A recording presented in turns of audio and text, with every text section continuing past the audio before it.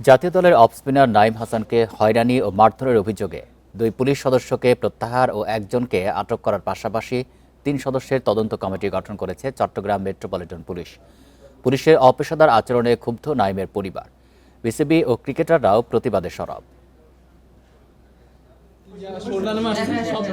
চট্টগ্রামের খুলশী থানায় অনাকাঙ্ক্ষিত ঘটনা, নিজ এলাকায় চরম হেনস্থা, অপমানের মুখে জাতীয় দলের স্পিনার নাঈম হাসান। শুরুতে ডিবি পরিচয়ে জোর করে তুলে নিয়ে যাওয়া হয়, ক্রিকেটার পরিচয় দেয়া সত্ত্বেও রেহাই মেলেনি। উল্টো শারীরিক নির্যাতনের শিকার হতে হয় নাঈমকে। ও আমাকে মারতে ছিল ওখানে, বলতেছে তুই আসামি, তুই কথা বলবি না। তারপরে আমি পরিচয় দিয়েছি, আইডি কার্ড দেখাইছি, কোনো কিছু হয় নাই ওর।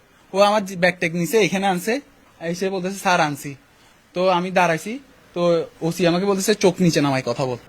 থানায় এক পর্যায়ে কান্নায় ভেঙে পড়েন নাঈম। প্রশাসনের দায়িত্বশীলতা নিয়ে প্রশ্ন তুলে পুলিশের এমন বাজে আচরণে ক্ষুব্ধ নাঈমের পরিবার। আমাদের মতো লোকের উপর যদি এভাবে হামলা হয়, সাধারণ লোক কি আপনাদের থেকে কি আশা করতে পারে? সাধারণ লোককে তো আপনারা এইভাবে করলে আজকে তো থানায় এসে কোনো বিচার পাইতো না, আপনারা বসতেও দিতেন না। সিএনজির মধ্যে যখন ঢুকাচ্ছে, সাধারণ পাবলিক হলেও অবশ্যই ভয় পাইয়ে যাবে।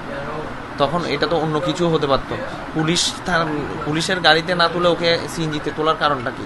অতর্কিত আক্রমণের শিকার হয়েছে, তো ও এটা ঠিকভাবে নিতে পারতেছে না। ও এতটুকু ট্রমাটাইজ হয়েছে যেটা বলার মতো না, যেহেতু এই ধরনের কোনো ফেস করে নাই কোনো সময়। নাঈমের সঙ্গে চরম দুর্ব্যবহারে ক্ষোভ জানায় বিসিবি ও কোয়াব। দোষীদের বিরুদ্ধে তদন্ত ও শাস্তির তাৎক্ষণিক দাবি উঠে। সামাজিক মাধ্যমে প্রতিবাদ জানান তাসকিন, মুশফিক, লিটন সহ জাতীয় দলের ক্রিকেটাররা। নাঈমকে হেনস্থা ও থানায় নেয়ার ঘটনায় খুলশী থানায় মামলা দায়ের করেছে পরিবার।